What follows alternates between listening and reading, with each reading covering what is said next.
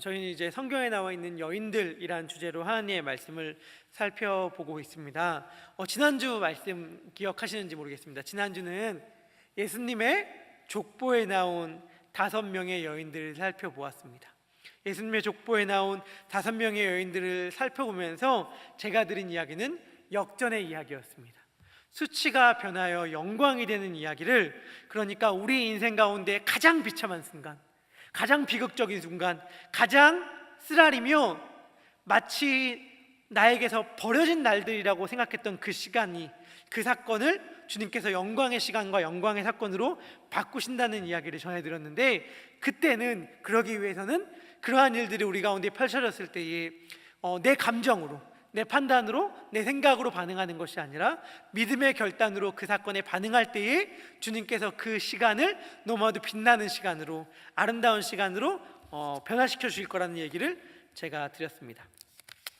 오늘은 노래 이야기를 잠깐 해보려고 합니다. 노래 이야기 하니까 제가 생각나는 게 하나 있더라고요. 제가 하나에 꽂히면 좀 오래 가는 성향이 있습니다. 그래서 하나에 꽂히면 그 꽂힌 것에 대한 생각이 말로 계속 반복되어서 똑같은 말을 주변에서 계속 반복할 때가 있거든요. 제가 한때 그래서 입에 달고 살았던 말이 있었습니다. 그러니까 그게 뭐였냐면 한 번 사는 인생인데 이렇게 살아서야 되겠는가, 이 말을 사실은 좀 지겹다시피 입에 달고 살았어요. 왜 거기 이상하게 꽂혔는지 모르겠어요. 그러니까 제가 대학생 시절 이 말이 이렇게 저한테 적용이 되는 거예요. 제 친구들한테 이렇게 얘기하곤 했습니다. 한 번 사는 인생인데 과제나 하면서 보내야 되겠는가, 뭐 과제하면 보내야죠. 대학생이 거기서 뭐 하겠어요. 근데 그냥 그 시간들에 뭔가 한 번 사는데 뭔가 아깝다, 뭔가 좀 내 열정과 정열과 마음을 다 쏟는 일들을 하기에도 아까운 시간이라는 생각을 하다 보니까 내가 재미없어 하거나 흥미없어 하는 일들에 내 시간을 쏟는 게 아까운 거예요. 그래서 제가 늘 얘기하고 다녔어요. 한 번 사는 인생인데. 그러니까 이 얘기를 듣던 제 친한 동생이, 제가 좀 좋아하는 동생이 듣고 워낙 귀 자주 들었으니까 좀 성가셨나 봐요. 듣다 저한테 한마디를 했습니다. 형, 한 번 사는 인생 뭐하고 살고 싶은데? 이렇게 물어봤어요. 여러분들 우리 다 인생 한 번 살잖아요. 한 번 사는 인생인데 뭐하고 살고 싶으십니까? 만약에 누군가가 여러분에게 한 번 사는 인생 뭐하고 살고 싶냐고 물어보신다면 여러분들 뭐라고 대답하시겠어요? 제가 그때 순간 당황했습니다. 한 번도 생각해 본 적이 없었던 것 같아요. 그래서 조금의 텀을 가진 다음에 확신에 차게 대답했어요. 확신에 차게. 제가 뭐라고 대답했는가? 가수, 이렇게 답했어요. 제가 노래를 정말 좋아하거든요. 노래를 부르는 것도 좋아하고 듣는 것도 좋아합니다. 문제는 뭐냐면 못 부른다는 건데 노래를 못한다는 것만 빼면 제가 열정과 정열만큼은 제가 이게 참 갖고 있는데, 하여튼 노래를 너무 잘하고 싶은 마음이 그래서 있어요. 그러니까 하나님께서 저를 그래서 노래를 조금이라도 뭔가 가능성이 보이면 말도 안 되는 꿈을 꿀까 봐 아예 가능성을 싹 지우신 것 같기도 한데, 노래 잘하는 건 바라지도 않고 이렇게 평범하게만 했으면 좋겠다는 생각을 하고 있는데, 하여튼간 제가 오늘 노래 이야기 하려다 보니까 제가 그냥 이 생각이 나서 그냥 생각이 나는 거니까 크게 마음에 담지는 말아주시길 바라면서, 근데 성경에 노래를 잘하는 사람들이 있었어요. 성경에 노래를 잘하는 사람들에 대한 이야기들이 있고, 아마 성경에 있는 많은 이스라엘 민족들은 노래를 굉장히 잘했던 민족 같아요. 왜냐하면 이스라엘 민족들을 포로로 삼았던 나라들이, 바벨론이 이스라엘 민족들을 포로로 삼잖아요. 포로로 삼았던 나라들이 이스라엘에게 뭐 해봐 시켰을 때 그게 뭐였냐면 노래였어요. 왜냐하면 이스라엘은 노래를 잘하는 거로 워낙 유명한, 잘 알려진 민족이었기 때문에 이스라엘 민족들을 포로로 삼은 나라들이 이스라엘 민족들을 자기의 유흥거리로 삼기 위해 그들에게 요청했던 게 뭐냐면 노래해봐 였어요. 성경을 봐도 알겠지만 이스라엘 민족들은 노래와 뗄래야 뗄 수가 없는 민족이었고, 어찌 보면 성경은 노래 모음집이라고도 할 수 있을 것 같습니다. 성경에 시가서라는 장르가 있고, 우리가 잘 알다시피 아가서, 이런 건 노래 이야기잖아요. 아예 아름다운 노래들, 노래 중에 노래라는 노래 이야기도 있고, 예레미야의 탄식 섞인 슬픈 노래라고 말하는 예레미야 애가서의 말씀도 우리들은 있잖아요. 성경을 보면은 노래를 했던 대표적인 인물이 누구죠? 다윗이에요. 다윗이 마지막에 죽기 전에 자기 자신을 가리켜서 한 말이 있었어요. 누군가가 죽기 전에 나는 이러한 사람이다 라고 고백했으면 자기 자신을 평생에 이렇게 인식하고 살았을 뿐만이 아니라 다른 사람들이 자기를 이렇게 인식하기를 바란다는 의미도 갖고 있겠죠. 그러니까 다윗이 자기가 죽어가면서, 저는 그렇게 느끼는 거예요. 죽어가면서 나는 어떠한 사람으로 살았는가, 그리고 난 어떠한 사람으로 기억되기를 원하는가를 자기의 마지막 고백 가운데 담았다고 생각이 드는데, 다윗은 뭐라고 자기가 기억되길 바랬냐면 이스라엘의 노래 잘하는 자였어요. 이게 다윗의 마지막 말이라고 하면서 나는 높이 되어진 자, 그리고 하나님께로 기름 부음을 받은 자, 그리고 뭐라고 얘기해요? 이스라엘의 노래 잘하는 자라고 얘기를 해요. 너무 부러운데 스스로를 다윗은 이스라엘의 노래 잘하는 자로 칭했고 다윗은 그렇게 기억되길 바랬습니다. 그런데 사실은 노래라는 것은, 이 음악, 예술이라는 것은 모든 선한 것이 그렇듯이 하나님으로부터 유래되었겠죠. 모든 선한 것은 다 하나님으로부터 말미암은 것 아니겠습니까? 그러고 보니까 하나님께서 천지를 창조하실 때 하나님이 보시기에 좋았다라는 말이 계속해서 리듬을 타서 운율적으로 반복이 되죠. 그리고 하나님의 형상으로 지은 바 되었던 아담이 첫 여인을 발견한 다음에 역시 아름다운 노래를 지어 부릅니다. 아담이 이르되 이는 내 뼈 중에 뼈요 살 중에 살이라. 이것을 남자에게서 취하였은즉 여자라 부르리라. 이것은 사실은 아름다운 아담의 사랑 노래요, 사랑 고백 아니겠습니까? 그러니까 사실 성경에는 굉장히 아름다운 사랑의 이야기들이 나올 뿐만이 아니라 이것이 노래로도 반복됐다는 걸 알 수 있죠. 그런데 성경에는 이렇게 아름다운 노래만 있는 건 아닙니다. 창세기 4장을 보면 칼의 노래라고 부르는 라멕의 노래가 나옵니다. 라멕의 노래는 매우 잔인하며 매우 사악한 노래죠. 라멕의 아내들에게 이렇게 노래를 합니다. 아다와 실라여 내 목소리를 들으라. 라멕의 아내들이여 내 말을 들으라. 나의 상처로 말미암아 내가 사람을 죽였고 나의 상함으로 말미암아 내가 소년을 죽였도다. 가인을 위하여는 벌이 7배일진데 라멕을 위하여는 벌이 77배이로다. 이거는 굉장히 악한 말이죠. 자기에게 누군가가 조금의 손해를 끼쳤을 때 그것을 배로 훨씬 더 많이 갚아주었다는 고백일 뿐만 아니라 하나님을 조롱하는 노래잖아요.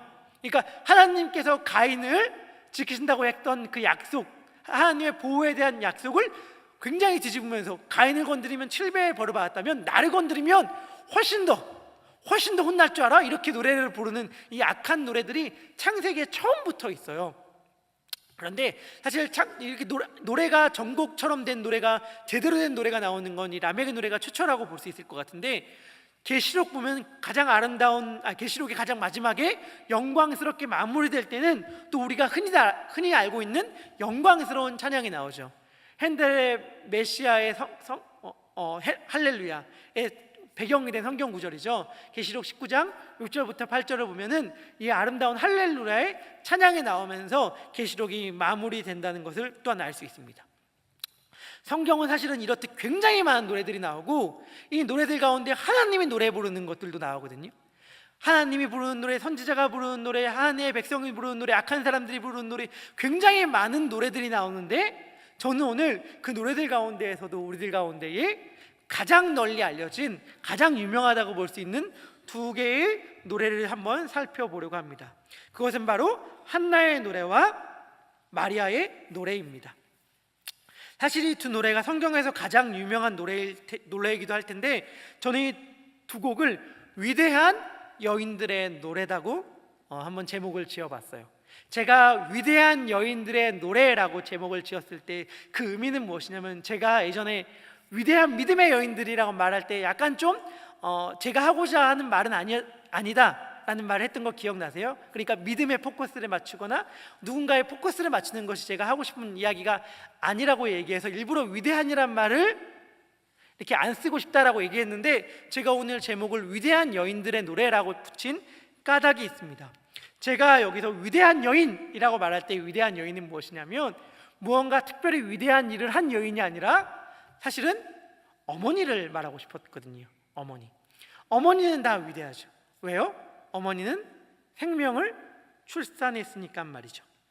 사실 이 두 여인의 노래는 자녀들과 관련이 있거든요. 그래서 어머니의 노래, 위대한 여인의 노래라고 말하고 싶었어요. 어머니는 다 위대하니까요. 그렇지만 하나 제가 말씀드리고 싶은 건 뭐냐면, 사실 우리가 정말 생물학적인 자녀가 혹시 없다 하더라도 우리는 이 노래를 우리들의 노래로 삼을 수 있습니다. 어머니가 될 수 있어요. 저는 제 은사 목사님은 저를 굉장히 많이 저를 사랑으로 품어주셨던 목사님이 계신데, 그 목사님은 자식이 없으시거든요. 그런데 수많은 자식들을 가지고 계시죠. 저도 그 목사님의 자녀이고요. 사실은 성경에서 봤을 때 가장 유명한 아버지가 누구죠? 가장 유명한 아버지 중 한 명이 누구냐면, 어찌 보면 혈육의 자녀가 없을 것임이 거의 확실한 사도 바울이잖아요. 사도 바울이 성경에서 가장 유명한 아버지 중에 한 명이죠. 혈육의 자녀가 아마도 없었음이 분명함에도 불구하고, 그러니까 어찌 보면 혈육의 자녀가 내가 실제로 있냐 없느냐보다 더 중요한 것은 내가 이 땅 가운데 생명을 낳느냐 안 낳느냐 이고, 생명을 낳았다면 다들 어머니고 아버지시기 때문에 내가 설령 생물학적인 자녀가 없다 하더라도 이 이야기를 우리들의 이야기로 모두가 다 받아들이면 좋겠습니다. 사실 자녀라는 건 다 알다시피 우리는 다음 세대를 생각하는 것이고, 생명을 낳는다는 건 꼭 육체적으로만 낳는 것은 아니니까 말이죠. 그렇다면 한번 한나의 이야기를 해보려고 합니다. 많은 분들이 아마 한나의 이야기들을 다들 알고 계실 거예요. 그러니까 에브라임 지역에 살고 있던 아마도 레위인이었을 제사장 엘가나라는 사람이 있었는데, 이 엘가나라는 사람은 두 명의 아내가 있었습니다. 한 명의 아내의 이름은 브닌나라는 사람이고, 한 명은 한나라는 사람인데, 안 봐도 우리가 능히 성경책을 안 읽어도 짐작할 수 있는 것은, 한 남자가 여인이 둘 있다는 것은 이 여인의 관계가 정말 기적과 하나님의 은혜가 개입하지 않는 다음에는 좋지는 않을 것이다 라는 걸 우리가 능히 짐작할 수 있죠. 사실 이 두 여인의 관계가 좋지 않았어요. 이 엘가나라는 사람은 한나라는 여인을 더 사랑했던 것 같아요. 마치 야곱이 라헬을 더 사랑했지만 근데 레아가 자녀들이 있었던 것처럼, 엘가나라는 사람은 한나를 더 사랑했지만 브닌나라는 여인은 자녀들이 많았는데, 이 한나라는 여인은 자녀들이 없었어요. 자녀가 없는 게 얼마나 속상했는지 마음에 도무지 위로가 안 되는 겁니다. 그런데 마음의 위로가 안 되는 것도 속상한데, 이 브닌나라는 여인이, 그 여인도 남편이 한나를, 자식도 없는 한나를 더 사랑하니까 마음이 속상했겠죠. 그러니까 계속 한나를 격분시킨다고 성경에서 이야기하는데, 격분시킨다는 말의 의미의 뜻은 뭐냐면 천둥을 치다 이런 뜻이에요. 그러니까 한나를 얼마나 힘들게 하면 그의 마음에 천둥을 치는 것처럼 그의 마음을 힘들게 했어요. 정말 나의 마음을 힘들게 하던 브닌나가 성경의 문자를 문자 그대로 이해하면, 브닌나에게는 아들들과 딸들이 있었다고 얘기하거든요. 그럼 최소 4명의 자녀들이 아무리 못해도 브닌나에게 있는 거니까 한나의 마음이 너무 속상한 거예요. 그런데 성경에서는 이렇게 얘기하고 있습니다. 우리 한번 사무엘상 1장 5절의 말씀을 함께 읽어보도록 하겠습니다. 한나에게는 갑절을 주니 이는 그를 사랑함이라. 그러나 여호와께서 그에게 임신하지 못하게 하시니. 아멘. 그러니까 엘가나가 제사를 드리는 날에 제물의 분깃을 받는데, 그의 아내 브닌나와 브닌나의 자녀들에게 주고 한나에게도 줬는데, 한나에게는 갑절을 줬다고 얘기해요. 그를 사랑했기 때문에. 그런데 여호와께서 그에게 임신하지 못하게 하시니란 말이 있는데, 이 말은 사실은 다르게 번역될 수도 있는 말입니다. 어떻게 번역될 수도 있냐면, 한나에게는 한 몫만 주었다, 비록 그가 사랑하였어도, 이렇게 번역될 수 있어요. 사실은 저는 뒤에 번역을 좀 더 타당하게, 뒤에 번역은 70인경을 좀 기초로 한, 70인경이라고 하면 구약 성경을 그리스어로 번역한 성경인데, 70인경을 좀 더 중점을 둔 해석이긴 한데, 전 뒤에 번역을 더 선호합니다만, 중요한 건 뭐냐면 어찌됐든 엘가나는 한나를 사랑했지만 한나는 임신하지 못했다는 거예요. 그리고 엘가나의 한나를 향한 사랑이 한나에겐 위로가 되지 못했습니다. 엘가나가 한나에게 얘기해요. 자식들 없어도 어때? 내가 여보한테 열 아들 이상이잖아. 내가 더 잘할게. 내가 많이 사랑할게 라고 말을 하는데 그것이 아이가 없는 한나에겐 하나도 위로가 되지 못해요. 하나도. 그러니까 한나는 마음이 너무 고통스러워서 하나님 앞에 나와서 그 앞에서 마음을 쏟아놓고 기도를 합니다. 이 기도를 할 때 한나는 자기의 마음이 괴로워서 여호와께 기도하고 통곡했다고 이야기를 해요. 그런데 이 한나의 기도가 얼마나 주변 사람들을 신경 안 쓰고 하나님 앞에 자신의 전 마음을 쏟아놓은 기도였던지 다들 알고 계시죠? 옆에 있던 제사장 엘리가 한나가 술 취한 줄 알았어요. 그래서 술 취한 줄 알고 술 먹고 여기 오면 어떡하냐 라고 말하니까 한나가 난 술 취한 게 아닙니다. 나는 마음이 슬픈 여자입니다 하면서 내 슬픈 마음을 여호와 앞에 쏟아놓은 것입니다 하면서 자기의 이야기를 쭉 하니까 엘리가 한나를 위해 축복해 줍니다. 내가 너희 마음을 알았다 하면서 엘리라는 제사장이 한나를 위해 축복하고 한나야 너가 기도한 것을 하나님께서 응답하시길 내가 기도하마 라고 말씀하여 주셨어요. 그리고 한나가 임신합니다. 그리고 아이를 출산한 다음에 그 출산한 아이를 하나님 앞에 드리고 부른 노래가 바로 한나의 노래예요. 이 한나의 노래는 한나라는 한 여인이 아이를 갖지 못했다가 아이를 낳은 것에 대한 기쁨과 감사의 고백이기도 하지만 사실 그 기쁨과 감사의 고백을 뛰어넘습니다. 한나의 고백은 사무엘서 전체의 축약판이라고 할 수 있어요. 사무엘서 전체가 사무엘상에 있는 한나의 노래와 사무엘하에 있는 다윗의 노래로 이렇게 싸매어져 있거든요. 그러니까 이 두 노래가 사무엘서 전체를 이야기하는 포장지와 같이 두 개를 잘 이야기하고 있는데 특별히 한나의 노래는 사무엘서 전체를 관통하고 있는 주제입니다. 단순히 한 개인의 노래를 넘어서 이스라엘 전 민족을 향한 하나님의 인도하심에 대한 이야기를 담고 있습니다. 그러니까 한나의 노래를 잘 우리가 아까 읽었는데 아마 읽었지만 많이들 다시 봐야 되실 거예요. 그런데 한나가 이 노래 가운데에서 자기의 이야기를 분명히 합니다. 1절을 보거나 3절을 보거나 5절을 보거나 이런 이야기를 하면 자기의 이야기를 하고 있어요. 한나가 뭐라고 이야기하냐면 내 입이 원수를 향하여 크게 열렸다 뭐 이런 얘기를 하거든요. 이 원수는 누구겠어요? 분인 나겠죠 뭐. 그리고 심히 교만한 말을 다시 하지 말고 오만한 말을 너희 입에서 내지 말지어다. 누구를 향해 하는 말이겠어요? 분인 나에게 하는 말이 자식 많다고 뻐겼던 분인 나에게 하는 말 아니겠습니까? 그리고 또 이렇게 얘기하죠. 전에 임신하지 못하던 자는 7을 낳았고 많은 자녀를 둔 자는 쇠약하도다. 이거 다 자기 이야기하는 것 아니겠습니까? 그런데 자기의 이야기와 상관없는 것 같은 이야기도 하고 있어요. 그리고 이 모든 이야기들은 사실은 사무엘서 전체를 관통하는 주제인 동시에 하나님께서 이스라엘 민족들을 이끌어가고 인도하는 식의 이야기를 이 노래 안에 담고 있습니다. 이 노래를 어떻게 설명하냐면 이렇게 이야기할 수 있어요. 2장 6절에서 이렇게 얘기합니다. 여호와는 죽이기도 하시고 살리기도 하시며 이것은 앞으로 펼쳐질 엘리와 엘리 아들들의 죽음과 새로운 사무엘의 등장을 예시하고 있습니다. 용사의 활을 꺾었다는 이야기는 사울과 요나단이 전쟁터 가운데 죽는 이야기들을 암시하고 있는 거예요. 예표하고 있는 것입니다. 오라 두 용서가 엎드러졌도다. 풍족하던 자들은 양식을 위하여 품을 팔고 라고 하는 이야기는 이제 엘리의 집이 하나님 앞에서 멸망당하고 심판당함으로 말미암아 폭삭 망하게 되는데 그 엘리의 집이 망했을 때 하나님의 사람이 엘리의 집은 이렇게 될 겁니다 라고 했던 예언의 내용 중에 하나라고 볼 수 있습니다. 또 하나, 가난한 자를 진토에서 일으키시며 할 때에 사무엘서 3장 1절에 나오는 표현이 동일하게 나오거든요. 동일한 이런 표현이 나오거든요. 하나님은 결국 다윗을 강하게 하시고 사울을 가난하게 하시는 역전이 등장하게 됩니다.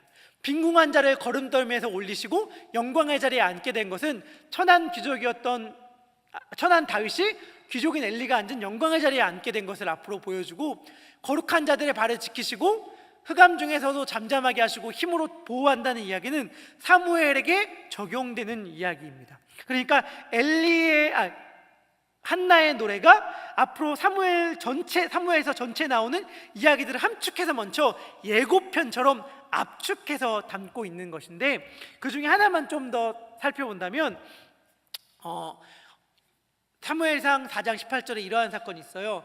하나님의 괴를 말할 때에 엘리가 자기 의자에서 뒤로 넘어져 문 곁에서 목이 부러져 죽었으니 나이가 많고 비대한 까닭이라 그가 이스라엘 사사가 된 지 40년이었더라. 이 사건 다 알고 계시죠? 이스라엘 민족이 블레셋과의 전투 가운데에서 여호와의 궤를 가지고 가면 승리할 거라는 착각 가운데 빠져서 여호와의 궤를 가지고 전장 가운데 나갔다가 여호와의 궤를 블레셋 가운데 뺏기고 엘리의 제사장은 전쟁터 가운데 죽게 되는 사건이 발생합니다.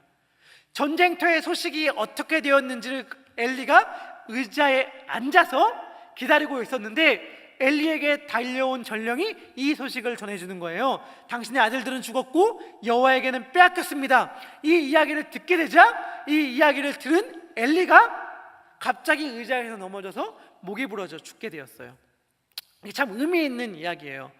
사실은 좀 재밌는 것 중 하나가 뭐냐면, 나이가 많으니까 의자에 앉았지만 제사장과 의자는 좀 어울리지 않는 말이기는 해요. 왜냐하면 우리 성막, 혹시 다들 아시는지 모르겠지만 성막의 대표적으로 건물인데 없는 게 두 가지가 있다고 하면 창문과 의자거든요. 그러니까 사실은 제사장은 앉는 것이 좀 어색한 존재이긴 합니다. 근데 여기서 엘리가 자기 의자에서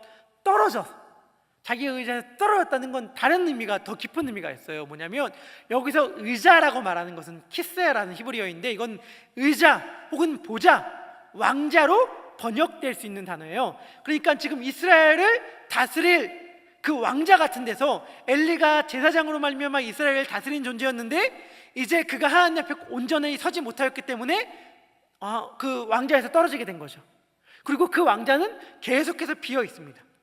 사울과 이 키스란 이스라엘 초대 왕과 이 왕자라는 단어가 같이 나온 적이 한 번도 없어요. 이 왕자라는 단어가 다시 등장하는데 그것이 언제냐면, 제가 나와드린 여기 핸드아웃에 나와 있는데 다윗에 관련돼서 이야기를 할 때 이 왕자라는 단어, 왕이라는 단어가 다시 등장합니다. 즉 이 엘리가 떨어진 다음에 비어있는 이 의자에 다윗이 앉게 될 것이고, 하나님께서 그 다윗의 왕위를 지켜주신다는 얘기가 사무엘서 전체에 계속해서 나오고 있는 이야기입니다. 그러니까 한나의 노래는 다윗 왕조에 관해서도 지금 노래하고 있는 거예요. 다시 요약한다면, 마음이 슬픈 여인이 임신을 함으로 말미암아 출산의 기쁨으로 노래한 이 노래가 개인의 기쁨과 감사를 넘어서서 이스라엘의 왕정의 기초가 되며 그 역사가 되는 것이죠. 한 여인의 노래가 한 역사를 이끄는 노래가 된 거예요.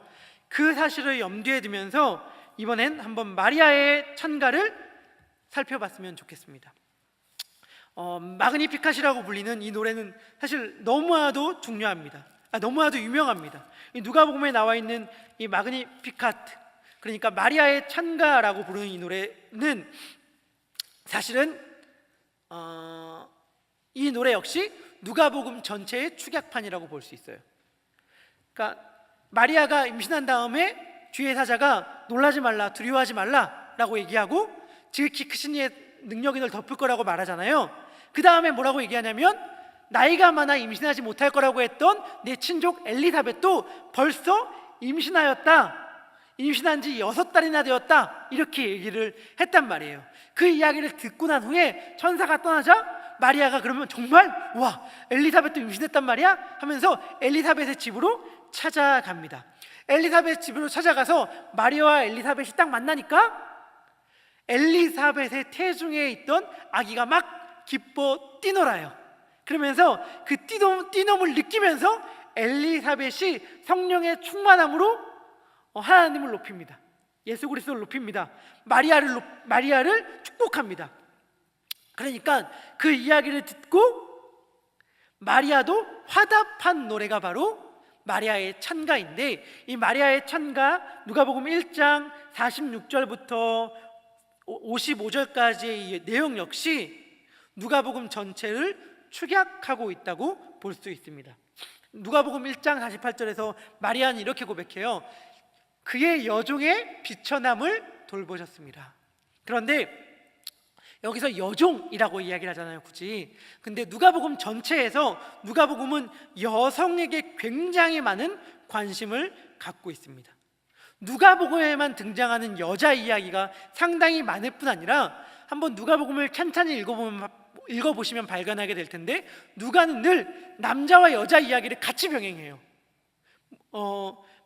사가랴와 마리아, 시므온과 안나, 사렙다 가부와 나아만 장군, 백부장과 나인성의 가부, 하여튼 이렇게 두 가지 이야기를 늘 붙여놓고 여자 이야기를 계속해서 반복하거든요.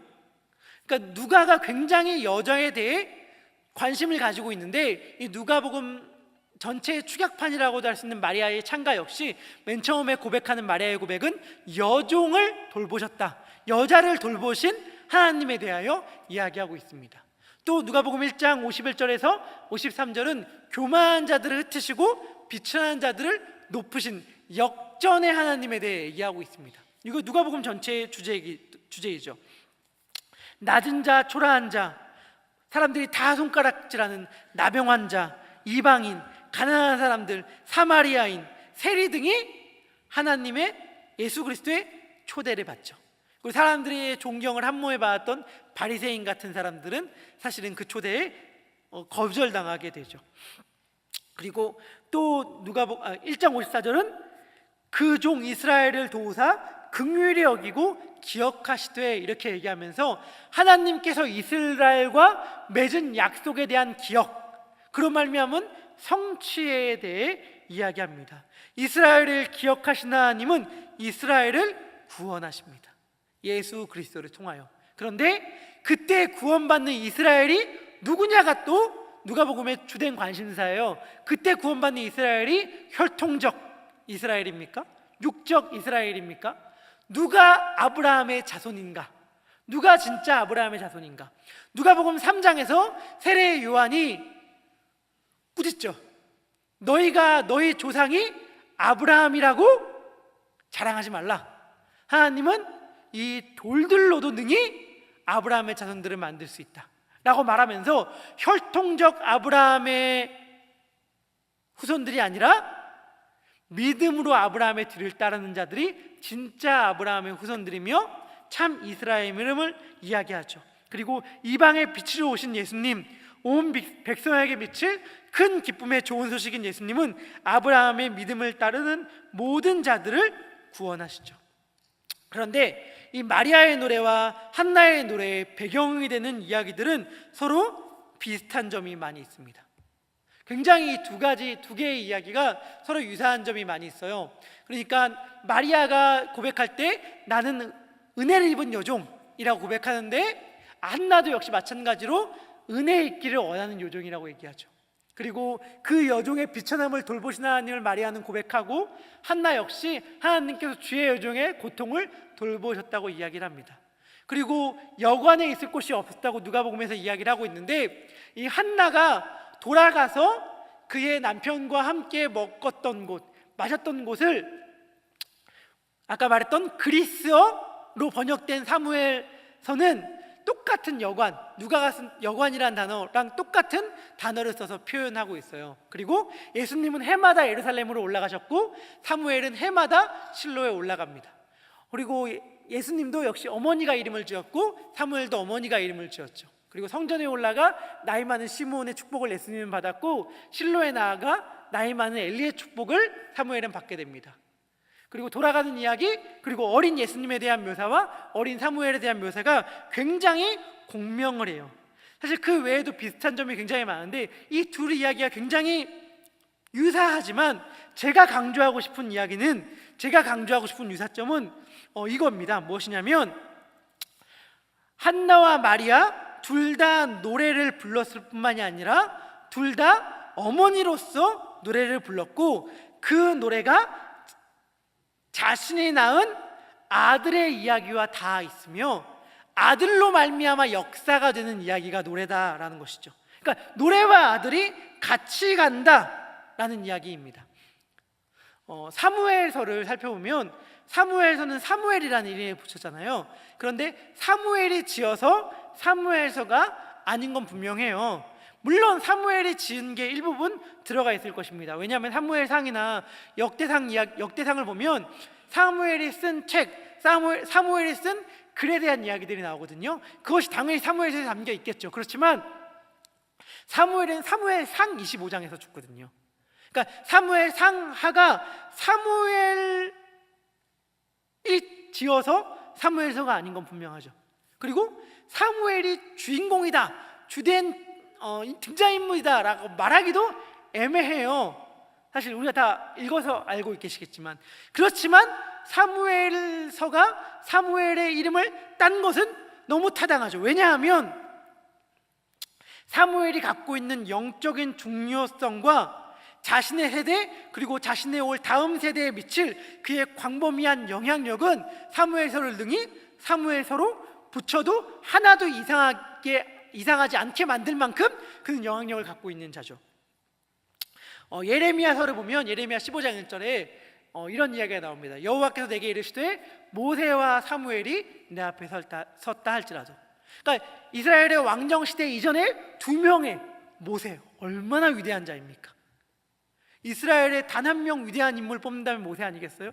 근데 모세와 사무엘이 지금 나란히 서 있는 거예요. 사무엘이 이만큼 이스라엘에 끼친 영향이 어마어마합니다.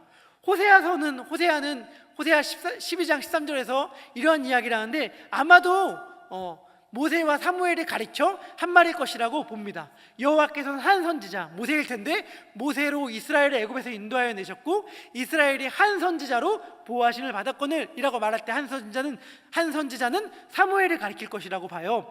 사무엘이라는 사람이 얼마나 대단한 사람입니까? 즉 사무엘의 한나의 노래는 사무엘로 말미암아 이 땅 가운데 역사화된다고 봐도 무방하는 거예요.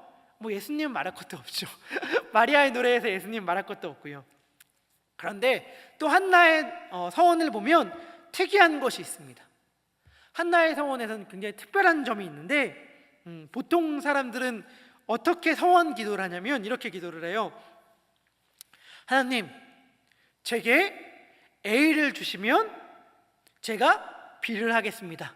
이렇게 서원 기도를 해요. 이렇게 말하니까 좀 어렵나요? 이런 거지. 대표적인 예가 입다일 수 있을 것 같은데, 입다는 하나님 앞에 이렇게 서원 기도를 합니다. 하나님, 제가 만약 암몬 자손과 전투 가운데서 승리하고 돌아온다면 제게 처음으로 마중 나온 사람, 나를 처음으로 영접하는 그 사람을 하나님 앞에 제사로 드리겠습니다. 그러니까 하나님께서 나에게 이걸 A라는 것, 이러이러한 것을 주신다면 나는 저러저러한 것을 바치겠습니다. 혹은 저러저러한 것을 행하겠습니다. 이런 서원 기도가 성경에 많이 나오고 우리도 이런 기도를 많이 드리죠. 그런데 한나의 기도는 좀 특별해요. 한나의 기도는 어떻게 기도를 하냐면 하나님, 제게 이러이러한 것을 주시면 제가 이러이러한 것을 바치겠습니다 라고 이야기함으로써 구한 것을 바치는 기도를 해요. 다시 말하면 하나님, 제게 아들을 주시면 제가 아들을 바치겠습니다.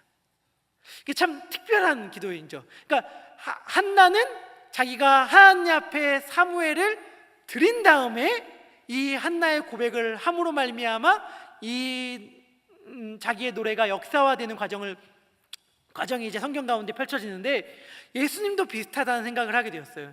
이건 사실 예수님의 예표인데 예수님도 자기 자신을 하나님 앞에 내어드린 존재로 서 있죠. 히브리서 9장 28절은 예수 그리스도께서 자기의 죄를 담당하시기 위하여 하나님 앞에 자기를 드린 자로 서 있다고, 드린 자로 존재한다고, 자기 자신을 하나님 앞에 드렸다고 이야기하고 있습니다. 사실 제가 말씀드리고 싶은 것은 이거예요.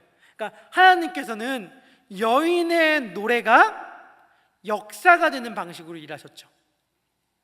여인의 노래가 역사가 되는 방식으로 일하셨는데 여인의 아들이 그 노래의 주인공이 되어서 그의 삶이 역사가 되는 방식으로 일하셨다는 거죠. 다시 말하면 어머니의 노래가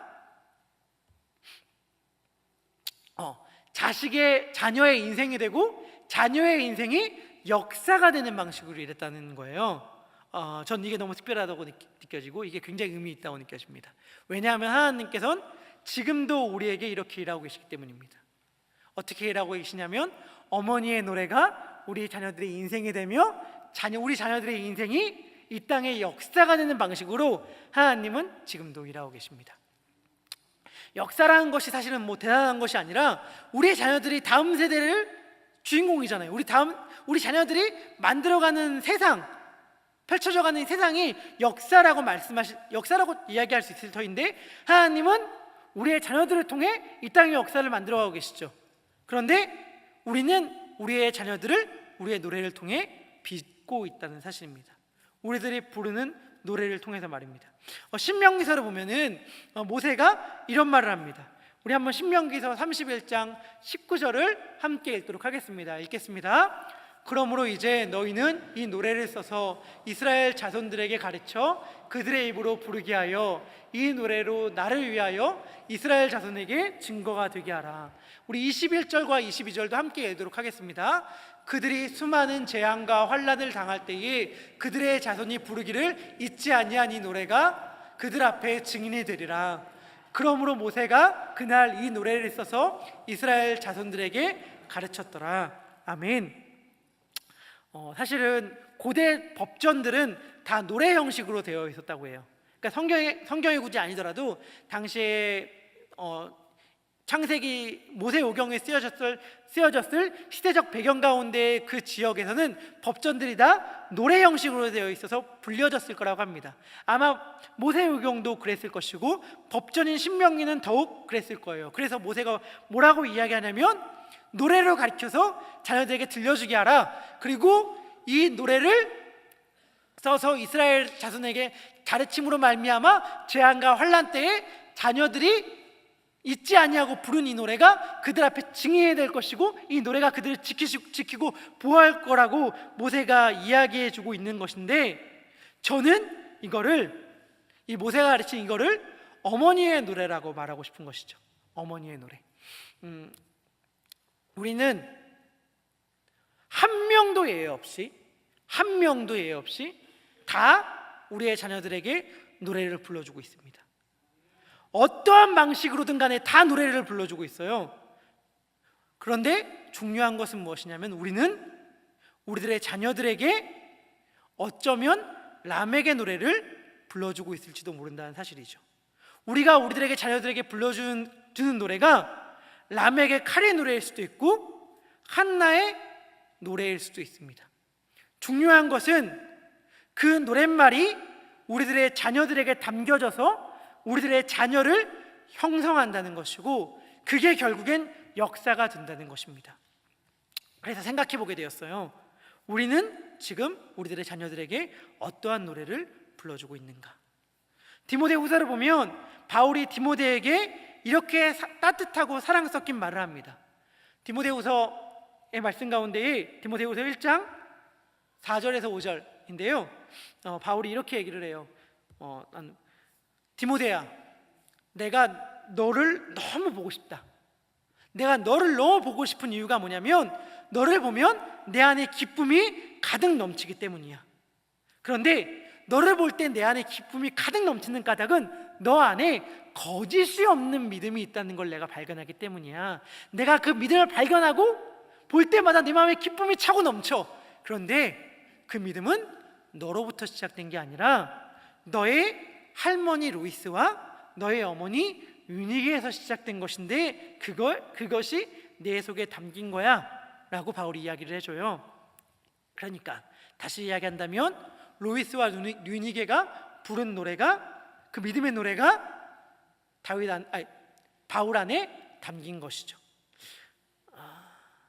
한숨도 노래인 것 알고 계시죠? 염려와 불안도 노래입니다. 분노와 경쟁, 이거 다 노래예요. 우리 사실 뭐에 꽂혀가지고 그것을 계속 얘기하면 뭐라고 흔히 이렇게 얘기를 해요? 그만 좀 해라, 노래를 부른다, 노래를, 이렇게 얘기하잖아요. 우리가 무언가에 굉장히 강하게 잡혀 있어서 그것이 우리들 가운데서 나오는 게 사실은 노래이거든요. 그런데 우리가 정말 관심 있고 생각하고 추구하는 것은 마치 노래처럼 다른 이에게, 또 무엇보다 우리들에게 우리들의 자녀들에게 들린다는 사실을 정말 진지하게 생각했으면 좋겠어요. 우리는 어떠한 노래를 우리들의 자녀들에게 우리들의 삶으로 불러주고 있습니까? 지금 우리들의 다음 세대들에게 우리는 무엇을, 어떠한 노래를 들려주고 있죠? 모세는 그 노래가, 우리가 불러주는 그 노래가 우리들의 자녀들이 환난 때에, 어려울 때에, 공고할 때에, 재앙의 때에 그들에게서 기억나야 하는 노래라고 이야기를 해요. 그런데 환난 때에 우리들의 자녀들이, 우리들의 다음 세대들이 어려울 때, 공고할 때에 떠오르는 것이 부모의 한숨, 두려움의 노래라면, 경쟁의 노래라면 참 얼마나 이게 슬프고 참 비참한 일일까요? 그런데 그때 우리들의 자녀들이 내 어머니가 불렀던 노래가 이거지, 내 어머니는 환난 때에, 재앙의 때에 하나님을 향해 은혜의 노래를 불렀지 라고 기억한다면 그 어머니의 노래가 자녀들에게 담김으로 말미암아 자녀들 역시 환난 때에 그 노래를 기억하면서 그 어려움의 때를 이겨낼 수 있을 것이고, 그것이 역사가 된다라고 성경은 이야기하고 있는 것입니다. 우리 그러한 마음으로 이 찬양의 고백을 하나님께 드렸으면 좋겠습니다.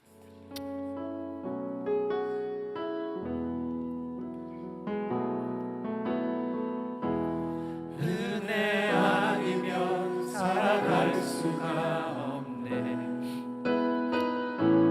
복음마저도 다 주의 것이니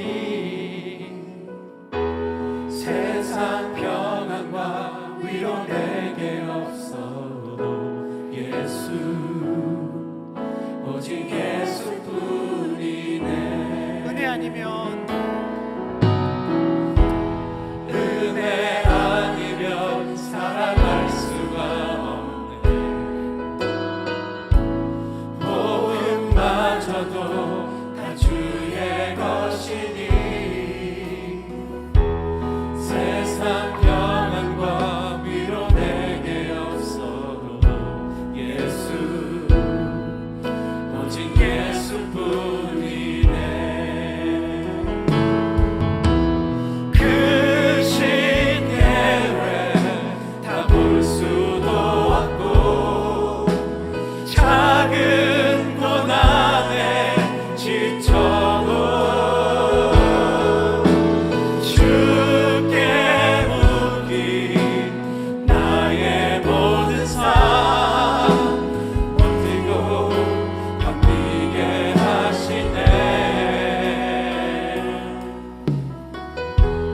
은혜 아니면 살아갈 수가 없네. 나의 모든 것 다 주께 맡기니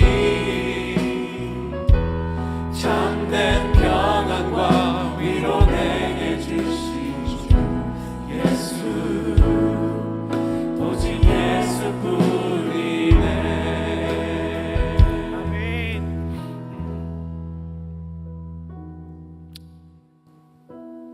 보잘것없었던 자기 스스로를 나는 마음이 슬픈 여자입니다 라고 고백했던, 비통하고 슬픔 가운데 가득 찼던 여인이 불렀던 노래가 이스라엘의 역사가 되었음을 기억합니다. 우리들이 부르는 노래가 이 땅의 역사가 될 것입니다. 우리들이 곤고한 때에, 환난 때에, 우리들의 마음이 낮아졌을 때에, 재앙의 날 때 불렀던 노래가 우리들의 자녀들의 노래가 될 것입니다. 하나님 아버지, 기도합니다. 어려움을 만난 날 주님께 찬양하게 하여 주시옵소서. 힘든고 공고한 날 하나님 앞에 감사와 감격과 찬양의 노래를 부르게 하여 주시옵소서. 그리함으로 말미암아 우리의 다음 세대들이, 우리의 자녀들이, 우리의 사랑하는 딸, 우리의 사랑하는 아들이 힘든 날, 곤고한 날, 재앙의 날이 찾아왔을 때 어머니의 노래를 기억하며 내 어머니가 불렀던 노래를, 내 아버지가 불렀던 노래를 떠올리며, 하나님 아버지, 어머니의 노래를 기억합니다. 어머니의 노래가 지금의 나를 만들었습니다. 나 역시 이 환난과 어두움의 때에 분노, 원망, 다툼, 섭섭함, 시기, 한숨의 노래를 부르지 않겠습니다. 감사와 용서와 화해와 기쁨의 노래를 부르겠습니다. 고백하는 우리의 자녀들이 되게 하여 주시옵소서. 이러한 기도의 제목을 놓고 함께 간절히 기도하도록 하겠습니다. 기도하겠습니다. 하나님 아버지, 한숨이 나옵니다. 어려움이 찾아오면 두려움에 사로잡힙니다. 그래서 초조해지고 원망, 불평, 다툼, 섭섭함, 시기, 질투,